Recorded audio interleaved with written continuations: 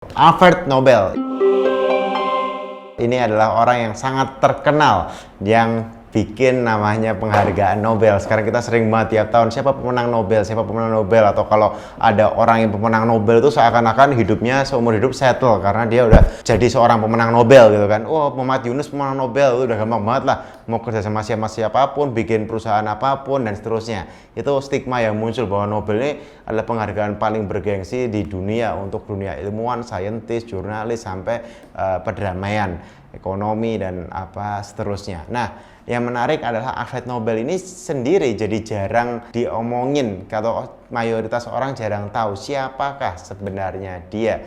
Jadi buku ini menjelaskan kisah hidupnya dengan cepat, siapakah Alfred Nobel. Yang pertama adalah Alfred Nobel lahir pada Oktober tanggal 21 tahun 1833 di Stockholm, Swedia. Ayahnya Immanuel Nobel itu adalah salah seorang engineer yang berbakat. Dia dan penemu juga, punya pabrik juga. Waktu itu pindah ke Saint Petersburg.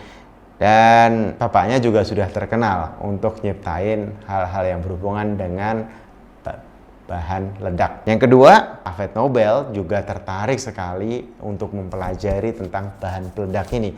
Dia mendedikasikan banyak sekali waktu di dalam hidupnya untuk mempelajari ini. Bahkan dia kayak belajar kimia di Paris, kemudian 4 tahun di Amerika Serikat gitu dan seterusnya. Dia belajar nitroglycerin, highly explosive liquid. Jadi kayak ini sebenarnya bahaya banget, tapi dia berusaha gimana bisa mengendalikan cairan ini sehingga dia jadi aman. Nomor 3, karena dia fokus di situ, dia terkenal karena dia menciptakan dinamit yang dipatenkan pada 1867. It was the first safely manageable explosive. Jadi kayak ini yang pertama kali yang namanya bahan ledakan itu bisa di-manage dengan baik. Sebelumnya banyak sekali dalam waktu di kantor, meledak di camp sendiri dan seterusnya. Itu kayak dia berhasil menciptakan itu. Dan karena dia menciptakan itu dan dia juga menciptakan bahan-bahan peledak yang lain, termasuk yang namanya gelignite. 1875 dia menjadi kaya sekali, banyak sekali uang yang dia buat. Dan kalau sepanjang hidup dia ternyata sudah berhasil membuat 350 paten dan bikin kayak 90 pabrik tentang bahan ledak ini. Jadi dia benar-benar kayak terkenal banget sebagai orang yang menciptakan senjata untuk perang. Nah, menariknya adalah kisah hidup yang terakhir ini. Pada tahun 1888, saudaranya Alfred Nobel meninggal. Di Perancis, mereka mengira itu bahwa Alfred Nobel yang meninggal. Judulnya menarik sekali. The Merchants of Death is Dead. Jadi kayak penjual kematian meninggal. Dan dikatakan di artikel itu, Dr. Alfred Nobel yang menjadi kaya dengan cara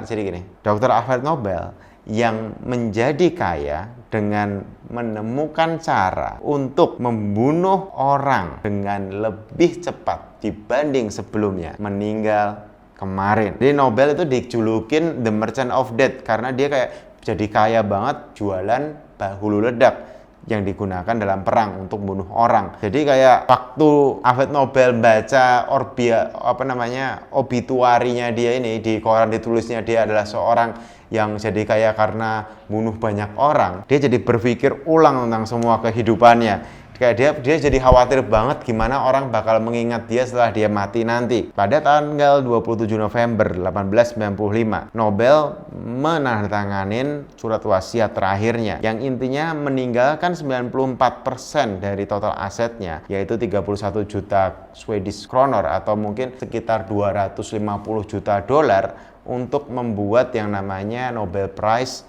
Foundation atau kayak hadiah Nobel Prize untuk 5 orang tiap tahunnya yang mencapai pencapaian luar biasa di bidang fisika, kimia, kesehatan, literatur, dan juga perdamaian. Jadi ini menarik sekali sih.